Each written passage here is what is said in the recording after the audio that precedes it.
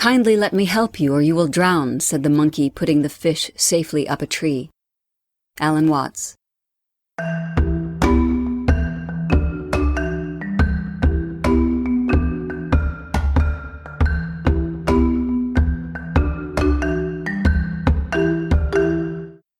Hello and welcome to Self-Talk. I'm Rachel Astarte.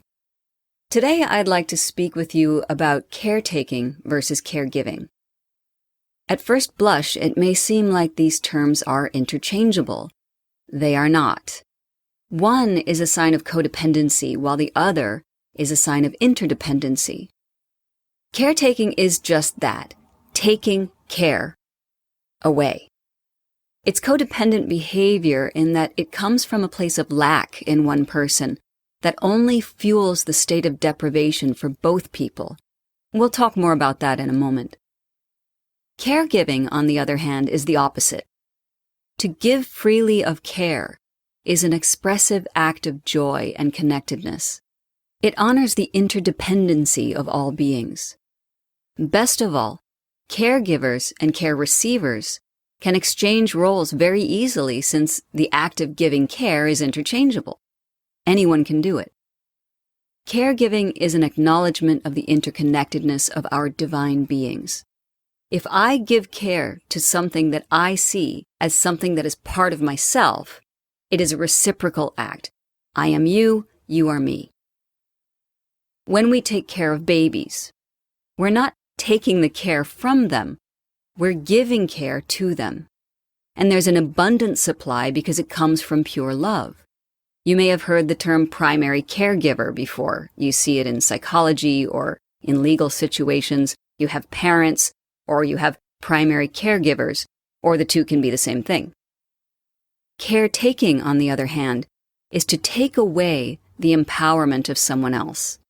I am assuming a role, standing above you, taking charge of the care. This is not coming from a place of love, but a desperate and needy place. This feeds the receiver with a bitter spoon and removes from them any sense of self-agency. When we care for a child, we're training that child to one day be independent.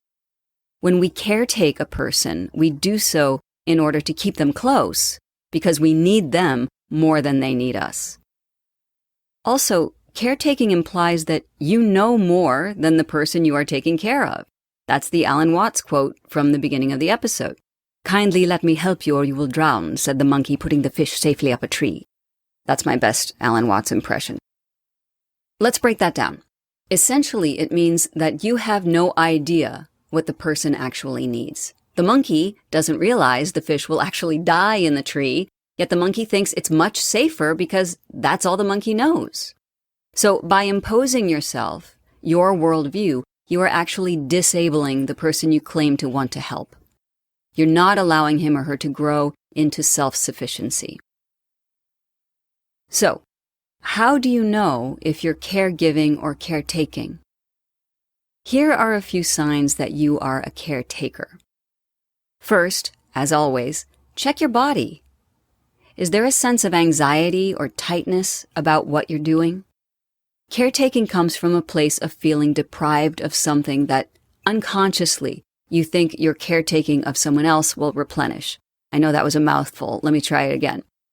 There's a part of you that feels like it's lacking, and by giving your care to someone else, it's as though you will be filling that void in yourself. That's why it's codependent. You're reliant upon the other person to feed some part of you. What else? Are you sacrificing yourself for the sake of someone else? Where are your boundaries?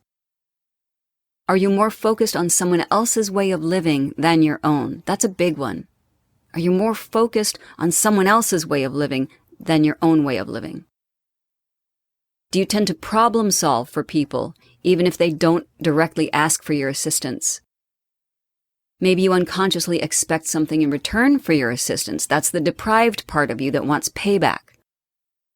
Do you find yourself feeling unappreciated for all the help that you give to others or to one specific person? Do you get upset if your advice isn't followed? Are you judgmental of other people's choices? Are you burned out in general? And even sometimes do you feel the need to retreat from others because you've just given so much of yourself and you're getting nothing in return?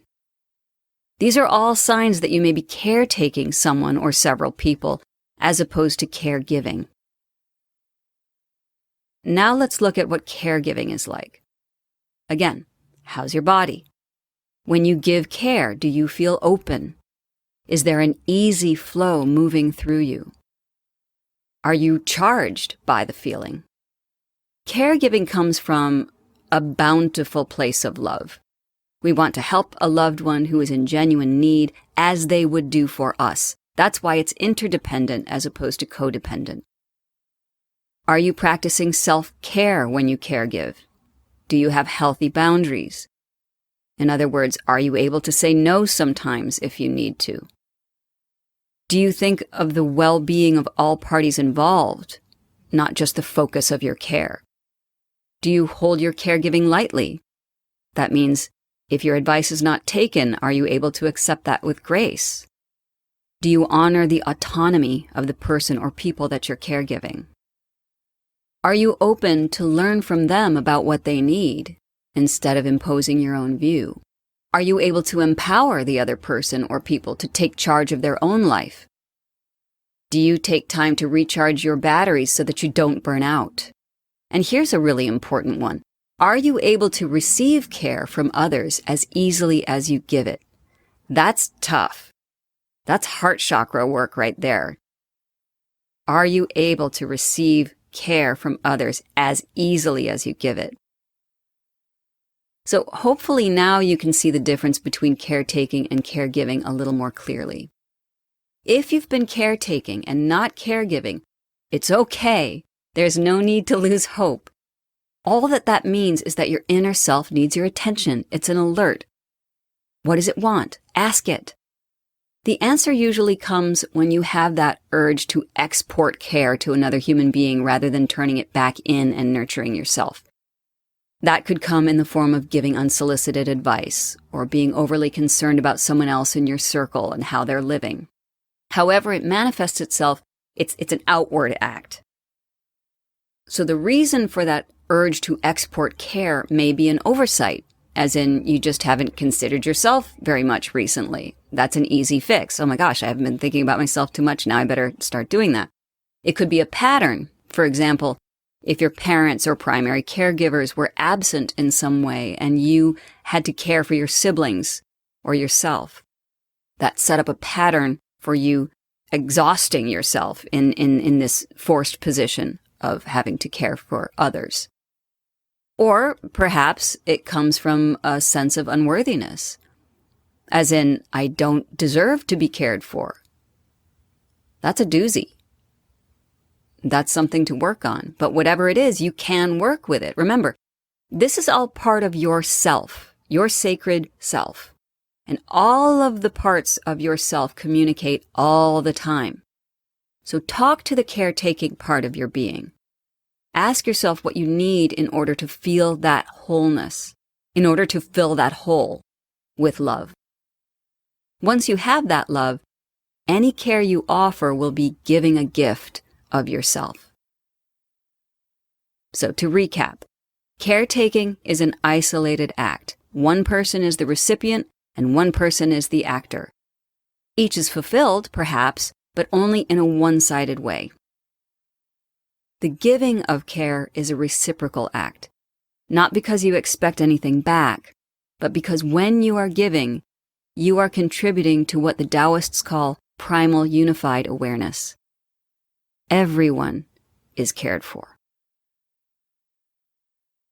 Until next time, many blessings on your path. Thank you for joining me on Self Talk. Aho.